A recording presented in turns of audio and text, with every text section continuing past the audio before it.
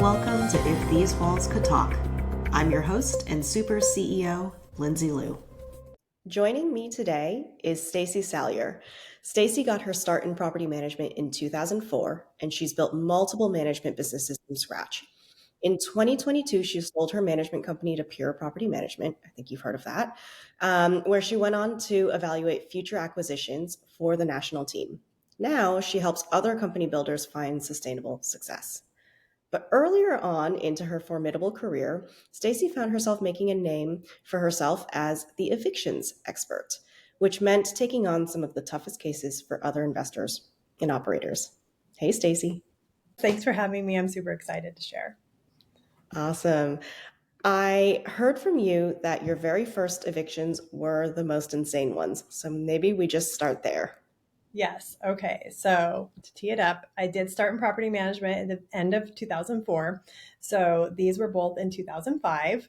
Now, mind you, when I started, I was a portfolio manager, which meant that I managed everything start to finish, all the doors that I had under my portfolio, and I had zero training. If that sounds familiar, that's not good, but that's just how it was. I was thrown into it. I'd never done property management, so I had no idea what I was doing.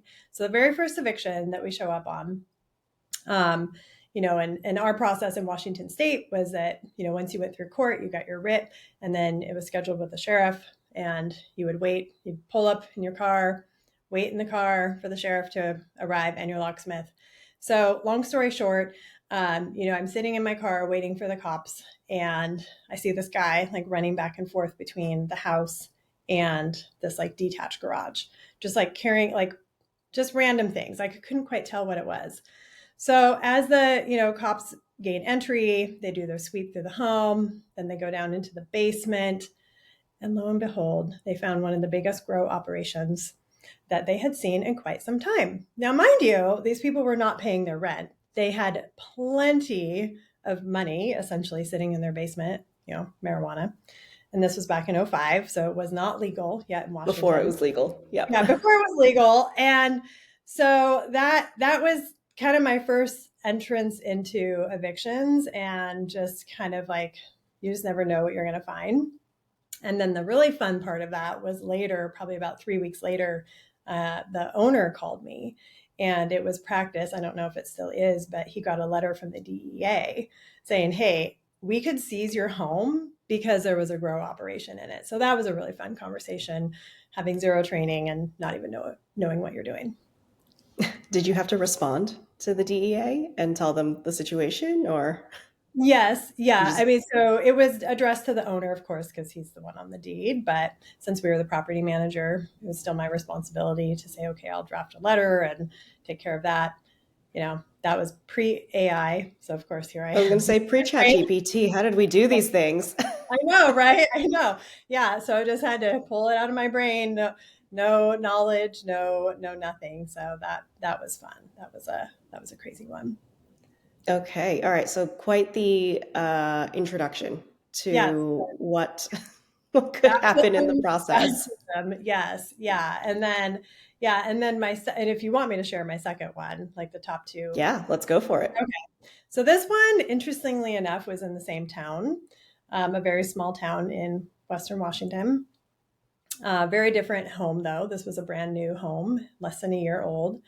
And 2-story home from the outside, looked beautiful, great. And so again, we're waiting. Now this is my second one. So now I know at least I need to have like black garbage bags and some gloves and, for sure wait in my car. A little bit more prepared. A little bit. So the cops go do their sweep and they come out, and I could read on their face that they're like, okay, this one. They're like, wow, this is a doozy. They're like, not only is the house chock full of stuff, I mean, we're talking full garage, 3-bedroom, 2.5 bath. There are 3 animals running around loose on the main level of the home. And I'm like, well, I don't even know what kind of, like what? And he was like, oh, they're guinea pigs just running around cage free. So again, fast forward, we, kind of dealt with all that. Again, not knowing what I didn't know. Call my carpet vendor, like, hi, this is Stacey. I think I'm going to need an estimate for some new carpet. And so he calls me back after he visited the property and quoted verbatim said, Stacey, before I can even send a guy out there to rip out the carpet, you need to hire someone to go shovel the guinea pig shit out of the house. Because there was that much. I mean, it was Do you like, think they just re-roaming forever, like since they were there, or yeah, I'm going to guess it was quite a while. I mean, I've had guinea pigs since then. I mean, when my kids were like middle not age. that scarred then? No, no. Well, I didn't have them before then. That was like my first introduction to guinea pigs. But yeah, I mean, they were alive at least. They weren't dead. So there's that. But yeah, it was pretty gross. So there, that home was very interesting. There was a lot Was it like imagined. a hoarder situation, or like with all that stuff, or just unkempt? Very unkept, very interesting. This was again 2005, so there was some weird like wiring things going on in the primary bedroom with some cameras, and then stacks and stacks of porn magazines in the garage.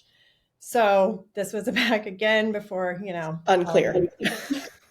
the yeah. So I was told by the cops like you probably shouldn't put the porn mags out at the curb, So I left them in the garage. And then I think some of the guys who were helping move stuff took some. I was like, whatever, you take them, less I have to throw away. Better you than me. Oh my gosh. Oh, yeah. Okay. Yeah. So we've got illegal grow houses, free roaming animals, potential strange use of bedroom. um, I am curious what your top third story is. Okay. Well, I know. So, I mean, they kind of go down in like excitingness, I guess, although this one's kind of weird. Now you're probably even regretting that we're doing this topic. You're like, wow, this is like not what I envisioned.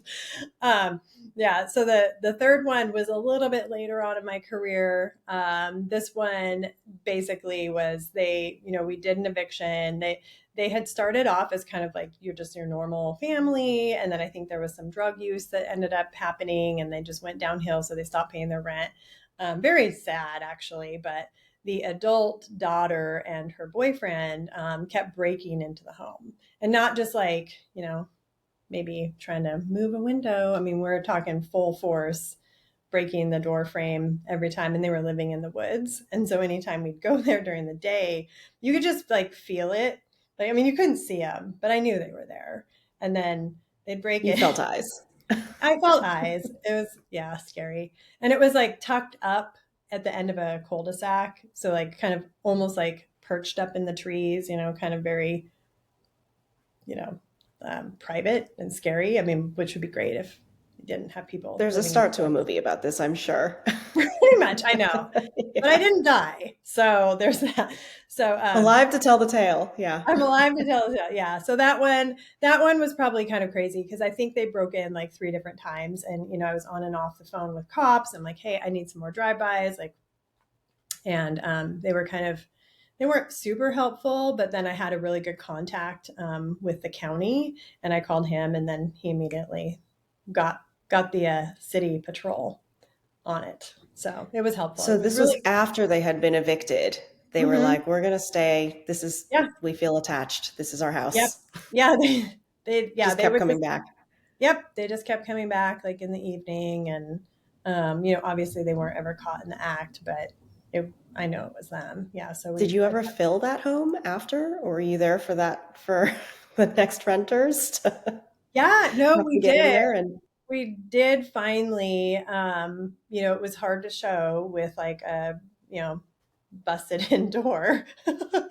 Yeah. Oh, hey, perfectly safe neighborhood. don't Um, worry about it. Nothing to see here.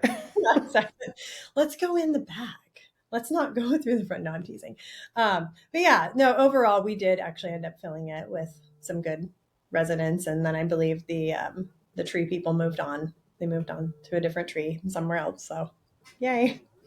Oh my gosh. Wow. How many evictions total do you think you have helped with? Oh gosh. I mean, probably in several hundred at this point. I mean, I would say at least over 200 probably in several counties. Yeah. Wow.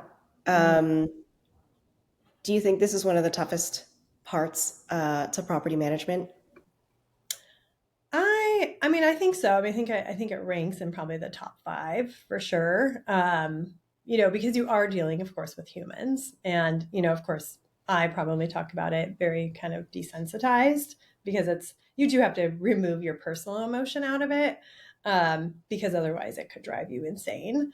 But at the end of the day, you got a contract, they stop paying, they had all the opportunities to exit, and then when it becomes that full, like what we call a physical eviction, which is the sheriff actually showing up, by then you know it's time to go. But I would say, I mean, probably in the top five for the toughest parts, because Okay, well now I have to be like, what's number one if this isn't? uh well, I think like water damages, like anytime you have like insurance involved, tenant death is definitely one of the top one or two. I mean, whether it, yeah, I mean, that's really sad. I've had that as well. So yeah, I mean, definitely in top three or five, because you're dealing with so many unknowns. And so after a while, once get your processes down and you're trained and you have some sort of an idea of what you're doing, um, there is so many unknowns to an eviction, because you could either roll up and they could have pretty much left and now you're just dealing with a little bit of trash. You could roll up and the family could be eating breakfast. Yes, I did have that before, multiple times, not just one time. So then you're dealing with that, and then trying to move their goods out. In our state, in our area, we only had 1 hour to clear a home. So again, you're That is dealing. Oh, go ahead. supermarket sweep. Yep, pretty much. Yeah, pretty much. And so then, you're pre-hiring like a crew, which you may or may not need. So yeah, and then you're dealing with the emotions of the client, the owner, and every client owner is very different. Some are, investor, and they're like non-emotional. Some they're like, oh my gosh, I raised my children in the home and they haven't paid, and, they're trashing it. And then you're dealing with the resident, and that's never fun either. I mean, nobody wants to do an eviction, but if you do have to do one, it's important that you have the right processes in place. Yeah, it's like the very, very human side of it's the like harshest version of the reality that at the end of the day, you're dealing with people's homes. And that means the person that owns that home as well as the person that was living in that home. And I think it's good advice that you need to have a good process in place because that's the only way to intermediate between your own emotions in that moment as well, right? Exactly. Yeah, for sure. Yeah, because again, it is very sad. I mean, I will say anytime there were children involved, that was probably the saddest, just because, they don't get the choice of being involved in that. So, it's not like we don't have a heart, but at the end of the day, we just have to show up, do our thing, be professional, be empathetic, and move on.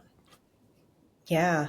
It sounds like having good connections and contacts with the local law enforcement is also helpful. Any other types of words of advice for folks out there?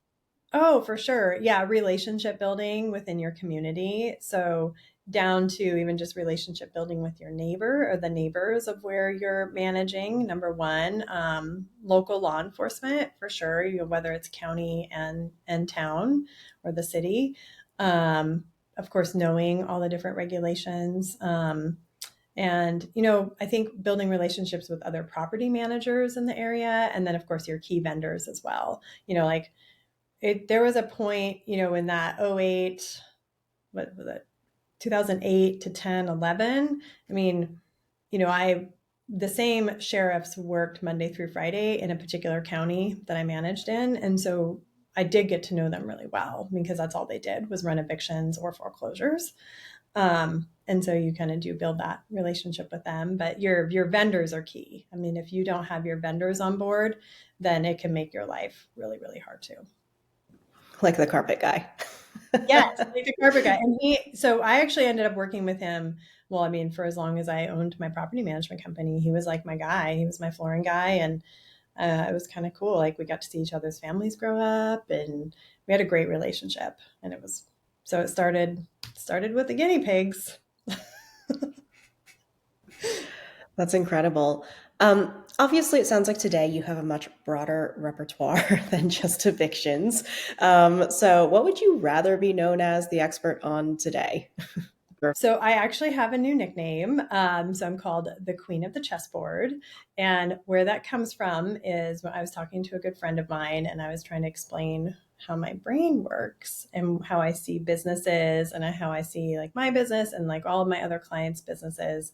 And I said, I really imagine like this chessboard in my brain and like all the different pieces and how, you can be strategic about where you move them and how things will work. And if you move it in this spot, or this spot, like what will happen.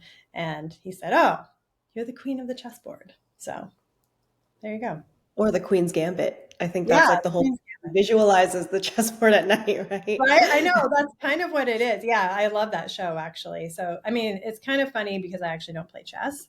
I thought I maybe should actually learn how to play it by holding that nickname, but it really is kind of how my brain works. And that's, so I'm able to take my, 20 plus years of experience, not only in property management, but just in the overall strategic part of business building and everything that goes with it. And also kind of approach it as like holistically with the business owner, because I'm not a believer of separating business and life. It's all together, right? So when I work with all my clients, it's all about what do you want out of your life? There's a lot of people out there, the whole guru thing where it's like grow, grow, grow, add 5 million doors and cold plunge at 5 a.m. That's not me. That's cool if it is you, but mostly it's, I look at like, what do you really want? What do you want your life to look like? Do you want to grow to 5,000 Yeah. doors? Do you want it to be 50? How do you want your life to be? And then let's create that together. So Setting intentions. I mean, I think that is so uh, true in business as well. Oftentimes, there are not binary decisions. It's not right or wrong. It's just a yeah. choice Yep. that you make, right? And that choice will have a different set of outcomes and implications. But it's like not making a choice is a choice as well. And I think a lot of people don't necessarily realize that. Yes, I love that. You and I could probably nerd out on that conversation for hours. Yeah. Oh, at the next conference, I actually have the word choices tattooed. It was my last tattoo. It's a You, reminder, right? I, Do.